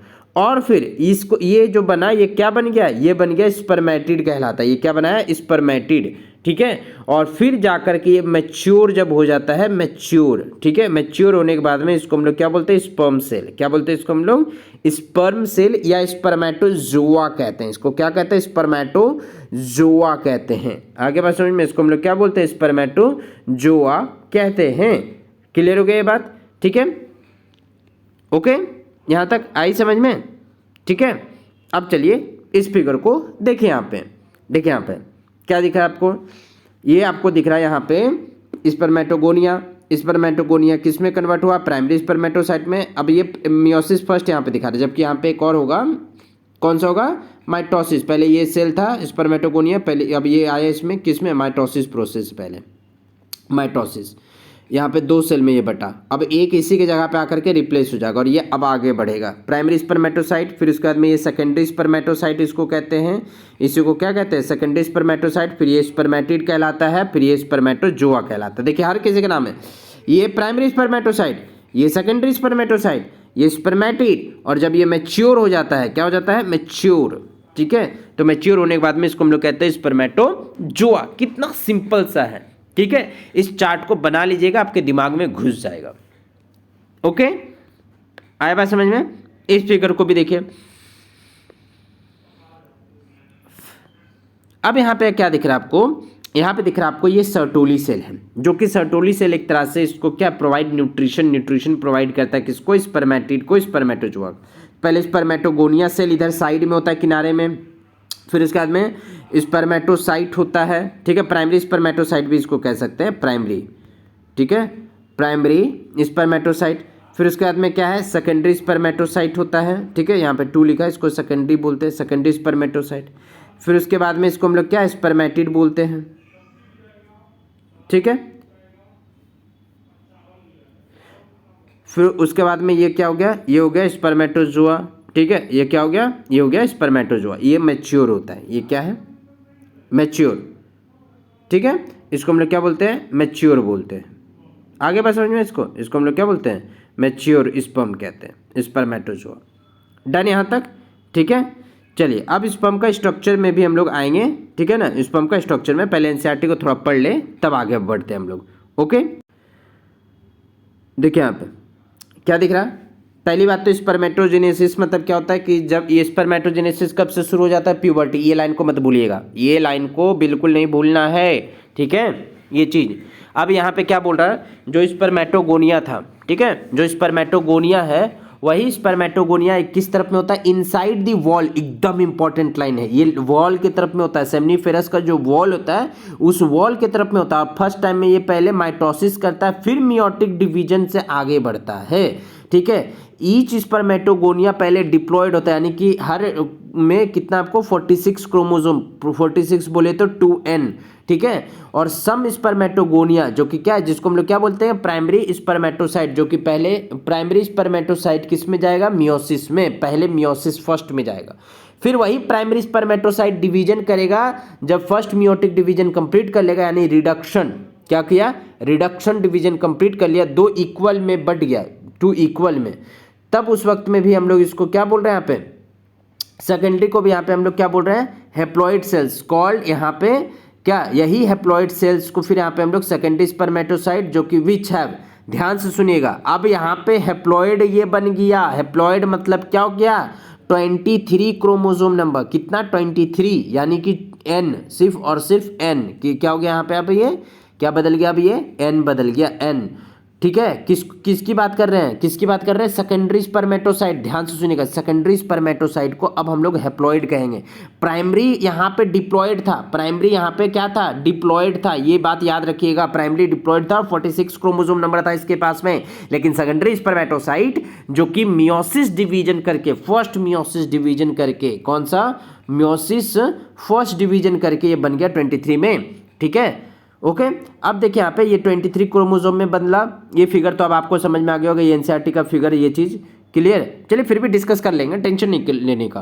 फिर यहाँ पे ये सेकेंडरी स्पर्मेटोसाइट जिसके पास में 23 नंबर ऑफ क्रोमोसोम था, और यही स्पर्मेटोसाइट फिर किस में जाता है, सेकंड मियोटिक डिवीजन में, जो कि क्या प्रोड्यूस करता है, 4 इक्वल स्पर्मेटिड, और स्पर्मेटिड भी यहाँ पे क्या होगा, ये जो स्पर्मेटिड ये भी आपका 23 नंबर ऑफ क्रोमोसोम यानी कि n होगा, सेकेंडरी स्पर्मेटोसाइट यहाँ पे ये 23n होगा, और प्राइमरी क्या है यहाँ पे 46 2n होगा, और इस यहाँ पे स्पर्मेटोगोनिया भी क्या है 46 2n होगा। ये इस तरह से आप बुक में फिगर में आप साइड में लिख लीजिए, क्रोमोसोम नंबर आपको याद रहेगा। और स्पर्मेटोजोआ क्या है, ये भी 23 और n होगा, और ये मैच्योर होता है, ये क्या है, इसी को बोलते हैं मैच्योर स्पर्म, ठीक है।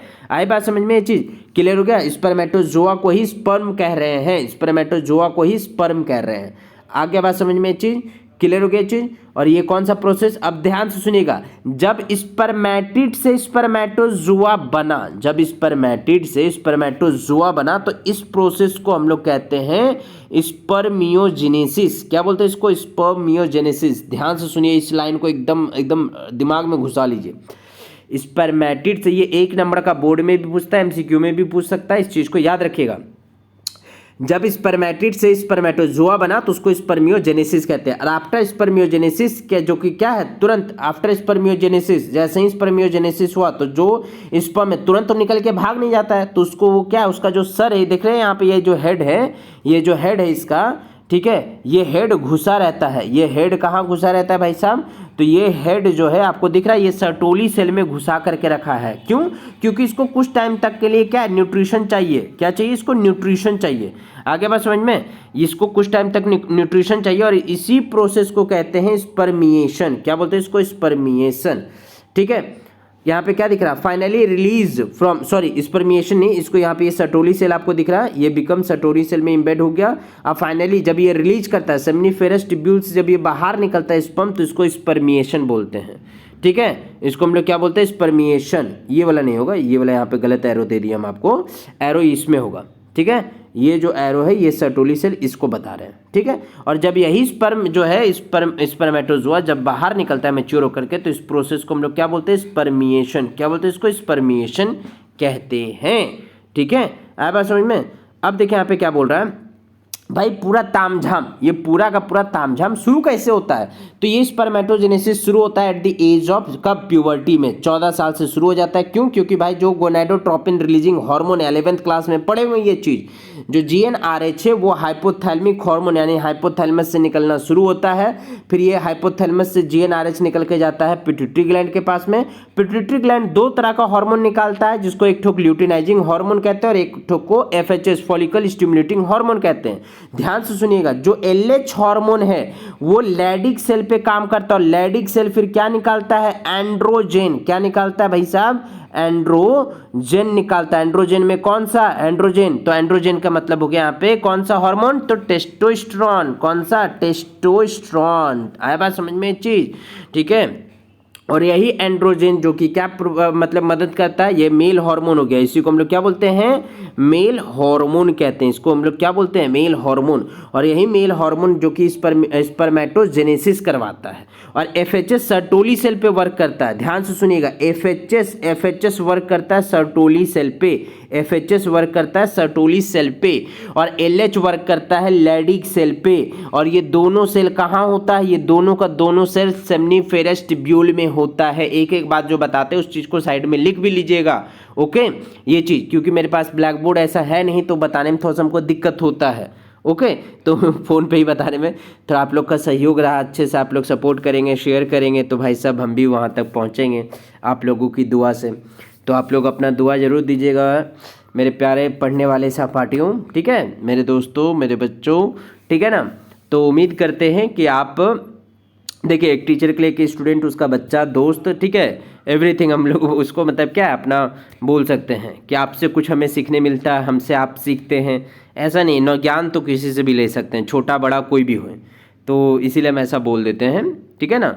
तो ऐसा मत बोलिएगा अरे सर तो मतलब सहपाठी बोल दे रहे हैं, सर तो मतलब दोस्त बोल दे रहे हैं, सर तो मतलब बच्चा भी बोल दे रहे हैं, ठीक है, बच्चों भी बोल दे रहे हैं। तो देखिए ज्ञान की बात है, ज्ञान के तर्क से बोल रहे हैं, ठीक है ना। इसको ज्ञान के प्रोस्पेक्टिव मतलब ज्ञान के नज़र से हम कह रहे हैं आपको, ठीक है। आई बात समझ में। तो कल के डेट में आप कुछ अच्छा चीज़ डिस्कवर कीजिएगा, कुछ अच्छा चीज़ बताइएगा, कुछ अच्छा चीज़ तो हम सीखेंगे, हमको पता चलेगा भाई साहब, ठीक है ना। आई बात समझ में, क्लियर। चलिए अब हम लोग बात करते हैं किस पे, जो स्पर्म है उसके स्ट्रक्चर पे हम लोग बात करते हैं, ठीक है। ध्यान से देखिएगा, स्पर्म के स्ट्रक्चर पे बात करते हैं। आया बात समझ में। देखिए ध्यान, पहले एक ना मार्क कर लीजिए इस जगह पे, देखिए यहाँ से oogenesis का टॉपिक शुरू होता है, यहाँ से oogenesis का टॉपिक शुरू होता है। कहाँ से, इस जगह से oogenesis का टॉपिक शुरू होता है। एनसीईआरटी में मार्क कर लीजिएगा, वहाँ पे ना एक टॉपिक ऐसे दे दीजिएगा oogenesis, ठीक है, oogenesis पैराग्राफ इस जगह पे। देखिए डार्क वर्ड हम आपको यहाँ पे दिखा दिए डार्क वर्ड से, ठीक है ना। तो स्पर्म का डायग्राम में यहाँ पे देख लीजिएगा, यहाँ तक हम लोग का स्पर्म का मेल का यहाँ पे पढ़ना था, स्पर्मेटोजेनेसिस, ओके। आई बात समझ में, क्लियर हो गया। एक सेकेंड, आँख में खुजली हो गया। चलिए देखिए,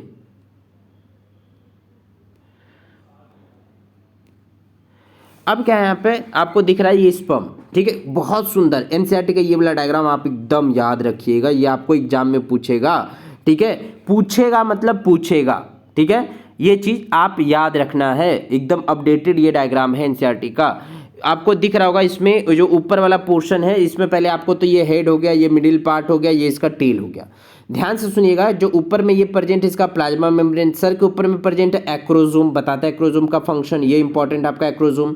बीच में आपका ये न्यूक्लियस हो गया, ठीक है, गर्दन, इसको नेक बोलते हैं, इसको क्या बोलते हैं, नेक। और यहाँ पे आपको सेंट्रियोल भी देखने के लिए मिलेगा, ठीक है, क्या बोलेंगे उसको, सेंट्रियोल। बीच का ये मिडिल पीस हो गया, माइटोकॉन्ड्रिया इसमें। और ये माइटोकॉन्ड्रिया कैसा, स्पाइरल माइटोकॉन्ड्रिया, कैसा, स्पाइरल माइटोकॉन्ड्रिया। और माइटोकॉन्ड्रिया जो कि एनर्जी प्रोवाइड करता है स्पर्म तैर करके, क्योंकि भाई साहब ट्रैवल सिर्फ और सिर्फ स्पर्म को ही करना होता है, ओवम तो प्रेजेंट रहता है एक ही जगह पे। तो स्पर्म क्या करता है कि वो ट्रैवल करके पहुंचता है, स्पर्म जो है वो ट्रैवल करके माइटोकॉन्ड्रिया जो है, माइटोकॉन्ड्रिया के मदद से, ठीक है, वो फीमेल के वाइजाइनल ट्रैक्ट से होते हुए फैलोपियन ट्यूब तक ओवम में फर्टिलाइजेशन के लिए ये मदद करवाता है। इस चीज़ को याद रखिएगा, माइटोकॉन्ड्रिया, ठीक है, प्रेजेंट होता है बीच के हिस्सा में। और ये टेल हो गया जो कि इसको स्विम करने में मदद करता है। अब देखिए यहाँ पे हेड होता है, नेक होता है, मिडिल पीस होता है, टेल होता है, प्लाज्मा मेम्ब्रेन उसके ऊपर में, पूरे बॉडी में आपको प्लाज्मा मेम्ब्रेन देखने के लिए मिलेगा, बाहरी परत कवर जिसको प्लाज्मा मेम्ब्रेन कह रहे हैं। हेड वाला पोर्शन थोड़ा सा आपको यहाँ पे इलोंगेटेड पोर्शन आपको देखने मिलेगा, स्पर्म हेड, साथ में हैप्लॉइड न्यूक्लियस होगा भाई साहब। अब तो यहाँ पे आपको कंफ्यूजन नहीं होगा, न्यूक्लियस हैप्लॉइड मतलब 23 नंबर ऑफ, यानी कि N, ठीक है, हैप्लॉइड याद रखिएगा। कितने लोग कंफ्यूज कर जाता है, स्पर्म है तो भाई 46 कर देता है या फिर 2N कर देता है, डिप्लॉइड कर देता है, ठीक है, आए बात समझ में। अब देखिए यहाँ पे कि जो एंटीरियर पोर्शन है एंटीरियर पोर्शन जो कि कवर्ड होता है कैप लाइक स्ट्रक्चर, जिसको हम लोग एक्रोजोम कहते हैं। क्या कहते हैं उसको हम लोग? एक्रोजोम। और एक्रोजोम में आपको क्या देखने मिलेगा? एंजाइम। एक्रोजोम में क्या देखने मिलेगा? एंजाइम, और जो कि फर्टिलाइजेशन, ओवम के साथ में फर्टिलाइजेशन में मदद करता है इसको। ठीक है, क्या होता है? इसको मदद मिलता है।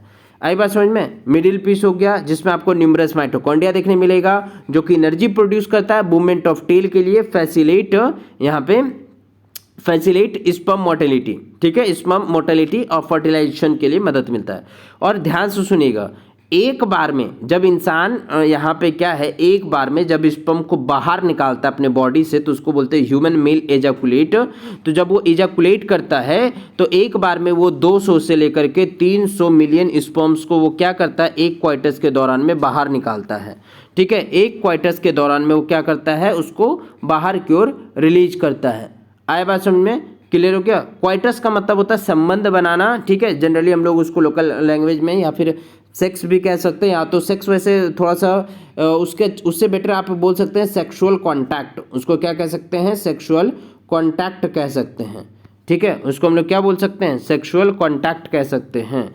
For normal fertility, normal fertility के लिए इतना एजुकुलेट मतलब क्या, 200 से 300 मिलियन। इसी स्पर्म काउंट को पता करके, या एक नॉर्मल मतलब क्या है कि स्पर्म काउंट करके ये लोगों को बताया जा सकता है। जो आप अभी IVF ये सब सुने ना, इन विट्रो फर्टिलाइजेशन हो गया, कौन बांझ है कौन निसंतान, मतलब वो सब वाला कॉन्सेप्ट, ये चीज़ स्पर्म काउंट से ही लोगों को पता करके इसको बताया जाता है। ठीक है, कि स्पर्म काउंट अच्छा है ख़राब है, कितना पर्टिकुलर होना चाहिए, एक्सरसाइज, इन सारे चीज़ों पे ध्यान देना चाहिए। मतलब नॉर्मल फर्टिलिटी के लिए इतना होना चाहिए नॉर्मल फर्टिलिटी एटलीस्ट। क्यों ऐसा बोला जाता है? क्योंकि उसमें एटलीस्ट 60% स्पर्म जो है उसका जो है नॉर्मल शेप साइज। ऐसा नहीं कि आप अगर आपको ये चीज़ जान के बहुत हैरानी होगी कि अगर 200 से 300 मिलियन स्पर्म निकल रहा है उसमें से 60% का तो नॉर्मल शेप, यानी स्पर्म का शेप ठीक होना चाहिए, उसका साइज भी ठीक होना चाहिए। ठीक है, आ रहा बात समझ में? और एटलीस्ट 40% स्पर्म उसमें से विगरस मोटालिटी शो करे। विगरस मोटालिटी का मतलब कि बहुत तेज दौड़े, बहुत तेज मतलब उसमें मूव करे फीमेल के जेनेटियल ट्रैक में, ताकि वो ओवम से फर्टिलाइज कर सके। वरना अगर विगरस मोटालिटी भी नहीं शो करेगा तो भी वहाँ पे नॉर्मल फर्टिलिटी में ये चीज़ नहीं आएगा। नॉर्मल फर्टिलिटी के लिए ये चीज़ चाहिए कि 60% स्पर्म का जो शेप साइज वो ठीक होना चाहिए। अब बोले सर शेप साइज का मतलब नहीं समझे। देखिए, जैसे कुछ स्पर्म है, ठीक है, उसका 2 टेल आपको दिखेगा लास्ट में। कुछ स्पर्म है जिसका आपको क्या है कि जिसमें आपको 2 मुंडी दिखेगा ऐसे। ठीक है, आ रहा बात समझ में? कुछ स्पर्म है जिसका में आपको माइटोकॉन्ड्रिया जिसका टेल ही बहुत बड़ा दिखेगा। कुछ आपको स्पर्म दिखेगा, ठीक है, जिसके ऊपर में आपको क्या चीज़ है कि इस तरह से आपको टेल देखने के लिए मिलेगा और एक टेल इधर ऐसे देखने मिलेगा। आया बात समझ में? क्लियर हो गया? कुछ स्पर्म का जो साइज है बहुत छोटा होगा ऐसे। तो ये दिख रहा है, ये जो शेप साइज है वो वेरी करता है, इसीलिए बोला जाता है। और विगरस मतलब मोटिलिटी यहाँ पे शो करना चाहिए। क्या करना चाहिए? विगरस मोटिलिटी शो करना चाहिए। स्पर्म जो रिलीज होता है सेमिनिफेरस ट्यूब्यूल से, वो ट्रांसपोर्टेड होता है कहाँ से? डक्ट से। और उसी डक्ट में देखिए एपिडिडाइमिस से होते हुए निकलता है कहाँ पे? वास डिफरेंस में। फिर सेमिनल वेसिकल से गुजरता है प्रोस्टेट ग्लैंड, और वहाँ पे क्यों? बल्बो यूरेथ्रल ग्लैंड, वहाँ पे ये जाकर के थोड़ा मैच्योरेशन, वहाँ पे मोटिलिटी ऑफ स्पर्म, स्पर्म का मोटिलिटी के लिए क्या है, वहाँ से पता है क्या रिलीज होता है? सेमिनल फ्लूइड या सेमिनल प्लाज्मा। ठीक है, क्या बोलते हैं उसको? Seminal plasma. और जब सेमिनल प्लाज्मा स्पर्म में मिल जाता है तब इसको सीमेन कहते हैं। बहुत बहुत बहुत इंपॉर्टेंट, इस चीज को याद रखिएगा। और ये सब का सब पूरा फंक्शन किसके थ्रू से होता है? किसके मदद से? टेस्टिस में टेस्टिस से निकलवाया जा रहा होता है। कौन सा हार्मोन? एंड्रोजन। बेसिकली टेस्टोस्टेरोन भी हम लोग इसको कह सकते हैं, एंड्रोजन। आगे बात समझ में? क्लियर हो गया ये चीज? ठीक है, डन यहाँ तक। तो ये हो गया, यहाँ पे आपको ये चीज़ आपको देखने के लिए इसमें मिला। ठीक है ना? ओके, ये हो गया यहाँ पे। ठीक है, चलिए अब आते हैं हम लोग क्या? फीमेल रिप्रोडक्टिव सिस्टम में। ठीक है, फीमेल रिप्रोडक्टिव सिस्टम। ओके, तो फीमेल रिप्रोडक्टिव सिस्टम में क्या क्या मुझे देखना है, चलिए हम लोग इसको फिर से एक बार पहले फिगर से देखते हैं, समझते हैं, तब फिर आते हैं यहाँ पे एनसीईआरटी के लाइन में। ओके, देखिए आपको दिख रहा होगा बहुत सुंदर सा एक डायग्राम आपको दिख रहा है फीमेल रिप्रोडक्टिव सिस्टम का, और एकदम लेबल कीजिएगा बोर्ड वाले एग्जाम के लिए। आपके ये बहुत बहुत बहुत इंपॉर्टेंट है ये डायग्राम।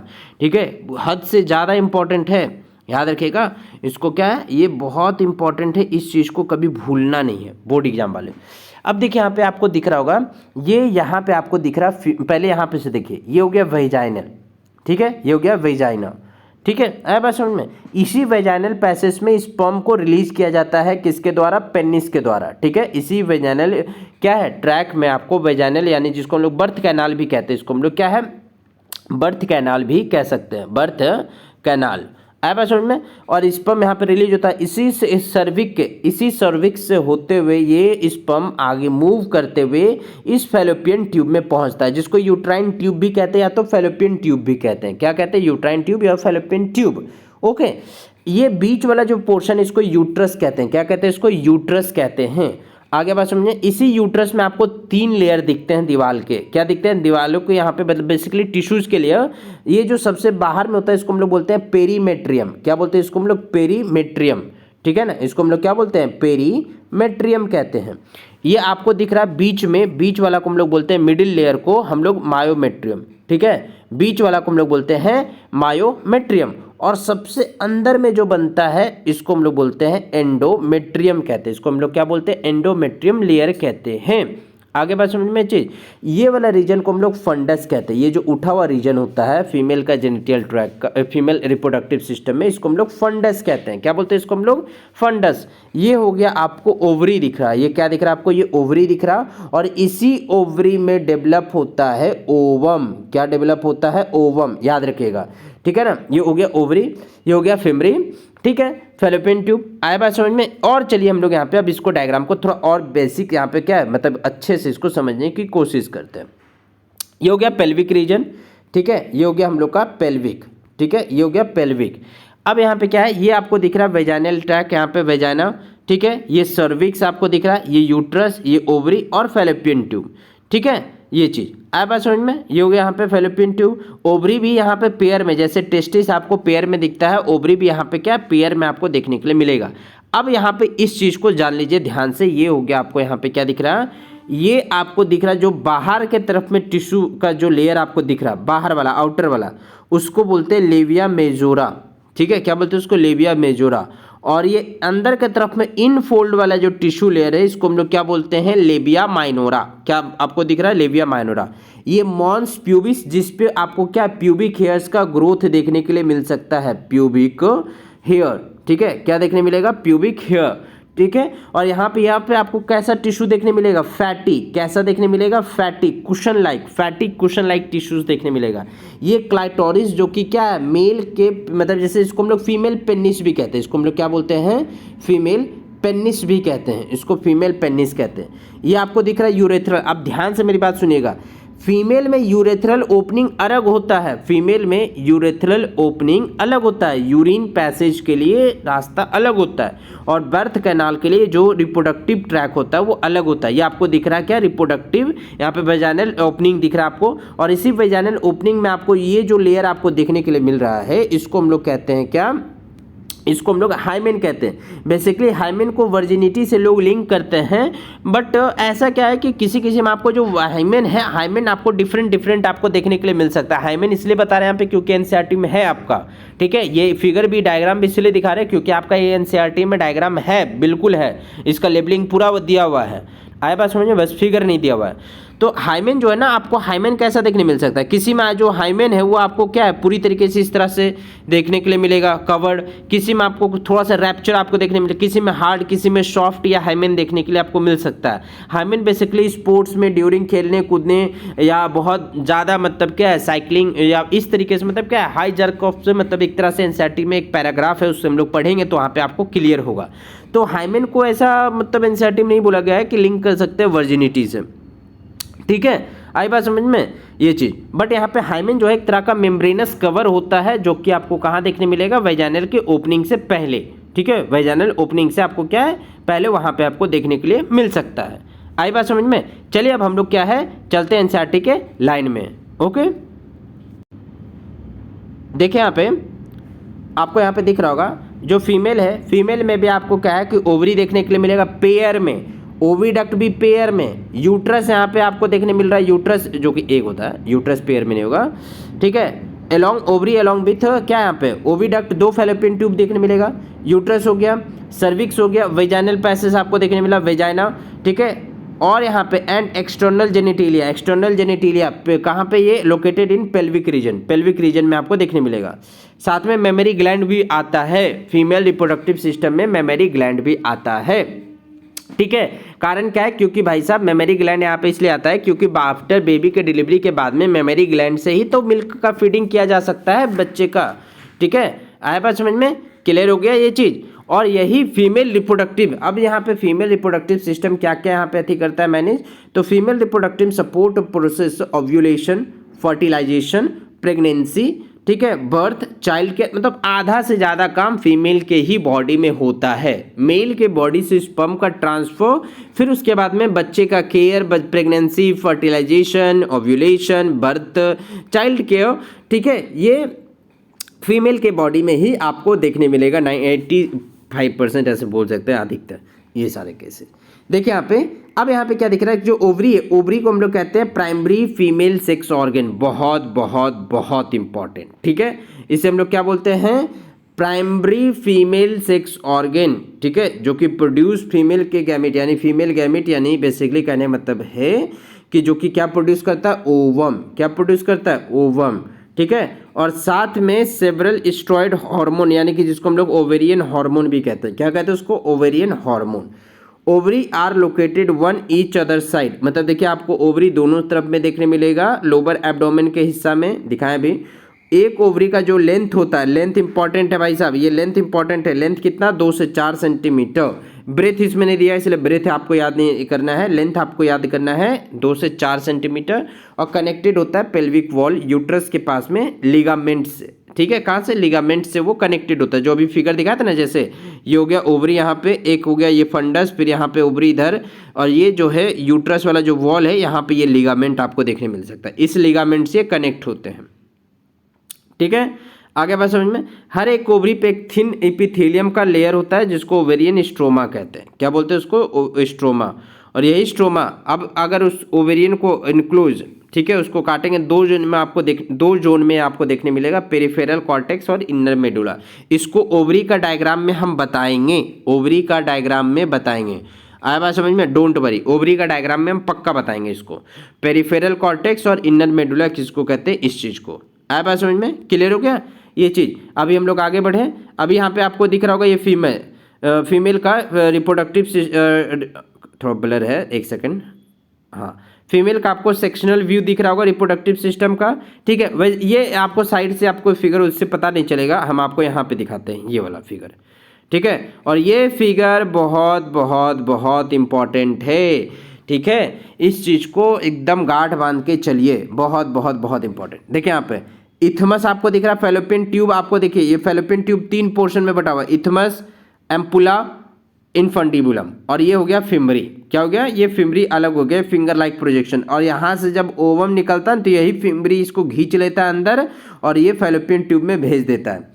ये आपको यूट्राइन कैविटी दिख रहा है, ये आपको यूट्राइन फंडस दिख रहा है, और इसमें आपको 3 लेयर आपको देखने मिल रहा है। ये सबसे आउटर हो गया, आउटर को पेरीमेट्रियम, मिडिल को मायोमेट्रियम, ठीक है, और एंडो को क्या है, इनर बोल रहे हैं, एंडो को क्या बोल रहे हैं, इनर बोल रहे हैं। ठीक है, आगे बात समझ में चीज़।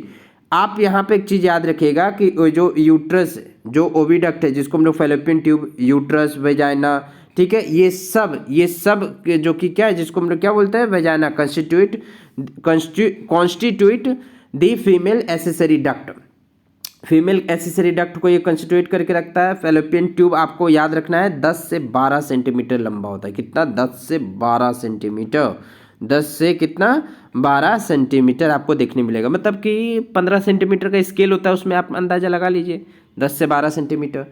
ठीक है, पेरिफेरली आपको क्या है, ईच ओवरी, जो कि यूट्रस के पास में दिखेगा, पार्ट क्लोजर ओवरी के पास में, और आपको यहाँ पे क्या है, फनल शेप का देखने के लिए मिलेगा एक स्ट्रक्चर जिसको इनफंडिबुलम कह रहे हैं, दिख रहे हैं आपको ये इनफंडिबुलम। ठीक है, फिर उसी के एज में आपको फिंगर लाइक प्रोजेक्शन यहाँ पे देखने मिला, जिसको फिमरी कह रहे हैं, जो कि मदद करता है क्या, कलेक्शन ऑफ ओवम। देखिए बार बार कह रहे हैं, ये पॉइंट इंपॉर्टेंट है, फिमरी जो है क्या करता है, कलेक्शन ऑफ ओवम करता है, कलेक्शन ऑफ ओवम करता है, ये चीज़ आपको याद रखना है। ठीक है, आया बात समझ में, क्लियर हो गया। जो वाइडर पार्ट है जिसको हम लोग एम्पुला कह रहे थे, फिगर में आपको दिखाया भी, वाइडर पार्ट को क्या कहते हैं, एम्पुला। और ओविडक्ट का जो लास्ट पार्ट है जिसको हम लोग क्या, इथमस, यहाँ पे जो कि नैरो ल्यूमेन, ठीक है, जो कि यूट्रस से जोड़ने काम करता है, उसको इथमस कहते हैं। और जो वाइडर वाला पार्ट था ना, उठा हुआ पार्ट, उसको एम्पुला कहते हैं। यूट्रस जो कि क्या है, यूट्रस सिंगल होता है जिसको हम लोग वर्म भी कहते हैं, कोक हिंदी में जिसको कह सकते हैं वर्म कहते हैं। यूट्रस का जो शेप है वो इन्वर्टेड पियर, उल्टा नाशपाती के समान आपको देखने के लिए मिल सकता है, जो कि सपोर्ट यहाँ पे आपको बहुत सारा पेल्विक, आपको यहाँ पे पेल्विक वॉल देखने मिलेगा, लिगामेंट्स अटैच होते हैं। फिर वेजाइनल जो कि क्या है, वेजाइनल में ओपन होता है, यूट्रस जो है वो ओपन होता है कहाँ पे, वेजाना में, किसके मदद से, नैरो सर्विक्स के वजह से। और जो सर्विक होता है वहाँ पे आपको क्या है, सर्विक्स वाला जो रास्ता होता है ना, उसको सर्वाइकल कैनाल भी कहते हैं। क्या कहते हैं, सर्वाइकल कैनाल, ठीक है, एलोंग विथ वेजाइनल, वेजाइना जो कि, वेजाइना जो आगे जाकर के जो रास्ता बनाता है ना वेजाइना, इसी को बर्थ कैनाल कहते हैं। क्या बोलते हैं उसको, बर्थ कैनाल। और आपको यूट्रस के अंदर में 3 लेयर देखने मिलेगा टिश्यू को, पेरीमेट्रियम जिसको हम लोग बोलेंगे सबसे बाहर वाला, एक्सटर्नल थिन मेम्ब्रेनस लेयर, बीच वाला को हम लोग बोलते हैं मायोमेट्रियम, और इनर वाला को बोलते हैं एंडोमेट्रियम। क्या बोलते हैं उसको, एंडोमेट्रियम। और यही एंडोमेट्रियम क्या है, साइकिल, जब पीरियड्स के दौरान में, यहाँ पे मेंस्ट्रुअल साइकिल ना बोल करके हम पीरियड्स इसलिए बोल रहे हैं ताकि आपको लोकली एकदम याद हो जाए। आपको वही जो एंडोमेट्रियम सबसे अंदर वाला होता है, जो जिसको हम लोग क्या बोलते हैं, साइक्लिक चेंजेज, या फिर मेंस्ट्रुअल साइकिल के दौरान में या पीरियड्स के दौरान में जो 4 से 5 दिन में यही एंडोमेट्रियम वॉल टूट करके बाहर गिरता है जब ब्लड क्लॉट के फॉर्म में, ठीक है, आया बात समझ में। और एक चीज याद रखिएगा, वाइल मायोमेट्रियम एग्जिबिट, यही मायोमेट्रियम का एक स्ट्रॉन्ग कॉन्ट्रैक्शन बनाता है। कॉन्ट्रैक्शन कब, बेबी के डिलीवरी के दौरान में, कब, बेबी के डिलीवरी के दौरान में एंडोमेट्रियम ये क्या करता है, एक तरह का कॉन्ट्रैक्शन बनाता है। कब, जब बेबी को मतलब एक तरह से पुश करने में मदद करता है, कॉन्ट्रैक्ट, ठीक है, ठेलने में कह सकते हैं, ऐसा बाहर निकालने में। अब देखिए फीमेल का एक्सटर्नल जेनिटेलिया, अभी दिखाएं तो फिगर आपको, फिर से दिखाएंगे फिगर, अभी आपको समझ में भी आना चाहिए आपको, ठीक है, ये चीज आया बात समझ में, क्लियर हो गया। देखिए यहाँ पे फीमेल का एक्सटर्नल जेनिटेलिया में आपको क्या देखने मिलेगा, mons pubis, labia majora, labia minora, hymen, ठीक है, क्लाइटोरिस। मॉन्स प्यूबिस जो है वो क्वेश्चन फैटी लाइक टिश्यू होता है, जो कि आपको वहाँ पे प्यूबिक हेयर स्किन आपको देखने मिलेगा, ठीक है। लेबिया मेजोरा जो कि फ्लेशी फोल्ड, ठीक है, टिश्यू होता है जो कि एक्सटेंड डाउन के तरफ में होता है। मॉन्स प्यूबिस एंड सराउंडेड, ठीक है, मॉन्स प्यूबिस के सराउंड होता है, साथ में वेजाइनल ओपनिंग के तरफ में भी वो मुड़ा होता है। लेबिया माइनोरा जो कि पेयर्ड फोल्ड टिश्यू होता है अंडर लेबिया मेजोरा, यानी लेबिया मेजोरा आउटर होगा, लेबिया मेजोरा यहाँ पे आउटर और लेबिया माइनोरा यहाँ पे क्या है, इनर होगा। ये चीज याद रखिएगा, लेबिया माइनोरा वो फोल्ड, दो पेयर फोल्ड में आपको टिश्यू देखने मिलेगा, पेयर फोल्ड टिश्यू देखने मिलेगा, जो कि लेबिया मेजोरा के नीचे होगा, लेबिया मेजोरा के नीचे होगा। और वहीं पे आपको क्या, वेजाइनल में कवर पार्शियली, मतलब आधा कवर मेम्ब्रेन देखने मिलेगा, जिसको हाइमेन कहते हैं। और क्लाइटोरिस जो कि फिंगर लाइक प्रोजेक्शन स्ट्रक्चर में होगा अपर, लेबिया मेजोरा और लेबिया माइनोरा दोनों, 2 लेबिया माइनोरा के ऊपर में आपको यूरेथ्रल ओपनिंग के ऊपर में देखने मिलेगा। कहाँ पे देखने मिलेगा, यूरेथ्रल ओपनिंग में देखने मिलेगा, यूरेथ्रल ओपनिंग के ऊपर क्लाइटोरिस, ठीक है, आया बात समझ में। चलिए फिगर को देखिए एक बार, आपको तब थोड़ा सा क्लियर होगा ये वाला पार्ट, ठीक है। देखिए यहाँ पे आपको दिख रहा है, जैसा हम बताए थे आपको, यहाँ पे ये लेबिया मेजोरा हो गया, ये आउटर वाला पार्ट हो गया, ये क्या हो गया, ये आउटर हो गया। लेबिया माइनोरा 2 फोल्डेड टिश्यू दिख रहा है, ये वाला 2 फोल्डेड टिश्यू दिख रहा है, 2 फोल्ड टिश्यू, ये इनर हो गया, ये क्या हो गया, ये इनर हो गया। हाइमेन दिख रहा है, पार्शियली कवर यहाँ पे, पार्शियली यहाँ पे कवर आपको दिख रहा है। ये वेजाइनल ओपनिंग, ये यूरेथ्रल ओपनिंग, ठीक है। और इसी के ऊपर देखिए ये क्लाइटोरिस, और ये देखिए मॉन्स प्यूबिस, मॉन्स प्यूबिस के ऊपर में ही आपको क्या देखने मिलेगा, प्यूबिक हेयर, क्या देखने मिलेगा, प्यूबिक हेयर, ठीक है, क्या देखने मिलेगा, प्यूबिक हेयर, ओके, आया बात समझ में। और इसी पे आपको, इसको हम लोग क्या बोलते हैं, फैटी टिश्यू यहाँ पे होता है, क्या होता है, फैटी टिश्यू, कुशन लाइक, मतलब होता है ना गद्दा के समान, ऐसा कुशन लाइक, क्लियर हो गया ये चीज, आया बात समझ में। एक बार फिगर को देख लीजिए, स्क्रीनशॉट ले सकते हैं, कॉपी में डायग्राम बना सकते हैं, वो एक बार में चलेगा, अभी इतना टाइम है आपके पास में पढ़ने के लिए, ओके। चलिए आगे बढ़ते हैं। अब देखिए, अब हम लोग बात करेंगे किसके ऊपर, अच्छा ये पैराग्राफ आपको बताना भूल गए, ये पैराग्राफ में देख लीजिए हम लोग क्या बात कर रहे हैं कि जो बेसिकली बोला जाता है हाइमेन इज ऑफ्टन टॉर्न। जो हाइमेन है वो पहली बार कब फटता है या टूटता है, तो वो फर्स्ट क्वाइटस यानी इंटरकोर्स, पहली बार जब कोई भी गर्ल किसी मेल के साथ में संबंध बनाती है तो ही क्या है वो फर्स्ट इंटरकोर्स के दौरान में वो हाइमेन ब्रोक होता है। लेकिन यहाँ पे पैराग्राफ में एक और बात लिखा है कि however it can also broke in sudden fall, अचानक फॉल, जोल्ट, ठीक है। इंसर्ट वेजाइनल टैम्पटॉम यानी कि जो फीमेल मेंस्ट्रुअल साइकिल के दौरान में वेजाइनल टैम्पटॉम का इस्तेमाल करती है वो हो गया। Active participation in sports, horse back riding हो गया, साइकिलिंग हो गया, इस तरह का मतलब फिजिकल एक्टिविटी के दौरान में भी क्या है वो आपको देखने मिलेगा। कभी कभी तो कुछ हाइमेन इतने ज़्यादा स्ट्रांग होते हैं कि उससे डॉक्टर के मदद से, डॉक्टर के प्रेजेंस में उस हाइमेन को क्या है उसे हटवाया जाता है, उस मेम्ब्रेनस टिश्यू को, ठीक है। आया बात समझ में, ये हो गया। अब बात करते हैं हम लोग यहाँ पे मेमोरी ग्लैंड के ऊपर में, ठीक है। अब हम लोग यहाँ पे मेमोरी ग्लैंड का स्ट्रक्चर देखते हैं, मेमोरी ग्लैंड को देखते हैं, तब हम लोग आगे बढ़ते हैं। ओके, आपको दिख रहा होगा यहाँ पे स्ट्रक्चर, ठीक है। मेमोरी ग्लैंड का स्ट्रक्चर दिख रहा होगा। बेसिकली आपको यहाँ पे क्या दिख रहा है, मेमोरी ग्लैंड में जो कि मिल्क के लिए, बेसिकली यहाँ पे मिल्क फॉर्मेशन के लिए, milk formation and milk ejecting के लिए बहुत इंपॉर्टेंट रोल होता है, खास करके बेबी का डेवलपमेंट के लिए। किसके लिए? बेबी डेवलपमेंट के लिए। आया बात समझ में, बेबी का डेवलपमेंट के लिए। क्योंकि भाई साहब एक मदर का मिल्क ही एक बच्चे को शुरुआती 6 महीने में मिल्क बहुत बहुत बहुत ज़रूरी है। वो कुछ नहीं खाता पीता, एक नवजात शिशु, एक नया न्यू बॉर्न बेबी को सिर्फ माँ का दूध ही क्या है 6 से साल भर के लिए ज़रूरत होता है उसको बड़ा होने के लिए। और उसमें बहुत सारा एंटीबॉडी, न्यूट्रिशन, बच्चे को इम्यूनिटी बढ़ाने में बहुत मदद मिलता है। इसीलिए मदर का मिल्क बहुत बहुत बहुत ज़रूरी होता है। आया बात समझ में, ये चीज़ क्लियर हो गया। अब देखिए यहाँ पे आपको दिख रहा होगा कि ये हो गया ब्रेस्ट पोर्शन, ठीक है। वैसे ये थोड़ा ज़्यादा आपको कॉम्प्लिकेटेड डायग्राम दिख रहा होगा, बट हम आपको क्या है यहाँ पे एकदम सिंपल सा डायग्राम दिखाते हैं एनसीईआरटी का ही, उसी पे हम लोग क्या है इसको बात करते हैं, ठीक है। एनसीईआरटी का ये डायग्राम दिखा करके वहाँ पे हम लोग आगे बढ़ते हैं। देखिए यहाँ पे आपको दिख रहा होगा, यहाँ पे क्या दिख रहा है इसमें कि ये हो गया हम लोग का साइड में, ये पहले तो ये चेस्ट का रिब हो गया जिसको हम लोग क्या रिब्स बोल रहे हैं। पेक्टोरल यहाँ पे बोल सकते हैं, पेक्टोरल मसल्स यहाँ पे आपको देखने मिलेगा, मसल्स आपको दिख रहा है। पेक्टोरलिस मेजर मसल्स, हाँ देखिए लिखा हुआ लेवल है, पेक्टोरलिस मेजर मसल्स आपको देखने मिल रहा है ये चेस्ट में। ये हो गया फैट। अब यहाँ पे ध्यान से सुनिए, ये हो गया बड़ा लोब, इसको हम लोग बोले मेमोरी लोब। यही मेमोरी लोब फिर यहाँ पे देखिए मेमोरी एल्वियोलस, मेमोरी एल्वियोलस फिर जा करके एक जगह सारे मेमोरी एल्वियोलस फिर यहाँ पे डक्ट में कन्वर्ट हो रहा, मतलब खुल रहा, जिसको हम लोग मेमोरी डक्ट बोले। यही डक्ट एक जगह पे जब आकर के मिल गया, यही डक्ट जब एक जगह पे आकर के मिल गया तो इसको हम लोग बोले एम्पुला, मेमोरी एम्पुला। क्या बोले इसको? एम्पुला। और यही एम्पुला फिर जब लैक्टिफेरस डक्ट यानी कि एक डक्ट में यहाँ पे खुलने की कोशिश कर रहा है जिसको लैक्टिफेरस डक्ट, और जिस वजह से यहाँ पे क्या ये बाहर के तरफ में पोर्शन निकल रहा, तो इसलिए यहाँ पे ये निप्पल का फॉर्मेशन होता है जो कि बेबी सकलिंग में मदद मिलता है। क्या होता है? बेबी को सक करने में, बेबी सकलिंग में ये मदद मिलता है। आया बात समझ में। और यहाँ पे आपको एरोल टिश्यू देखने मिलेगा जो कि डार्क होता है। क्या होता है? Errol tissue. क्या होता है? Errol tissue. आगे बात समझ में, एरोला टिश्यू, इसको हम लोग क्या बोलते हैं? यहाँ पे एरोला आपको देखने मिलेगा जो कि डार्क टिश्यू होता है, ठीक है। क्या बोलते हैं उसको हम लोग? Dark tissue. यहाँ पे डार्क फैटी, आपको यहाँ पे फैटी एसिड प्रेजेंट होने के कारण से डार्क होता है। अब देखिए यहाँ पे क्या एनसीईआरटी में लिखा भाई साहब, सिंपल सा कि क्या बात है यहाँ पे बताइए कि ये फंक्शनल मेमोरी ग्लैंड ऑल आपको सभी फीमेल्स में देखने मिलेंगे। यहाँ तक कि ये मेमोरी ग्लैंड का तो ये फीचर ही होता है कि मेमोरी, क्यों मैमल्स बोलते हैं, क्यों? क्योंकि उसमें मेमोरी ग्लैंड प्रेजेंट है और ये पेयर्ड में होता है। ये भी ब्रेस्ट पोर्शन में प्रेजेंट होगा।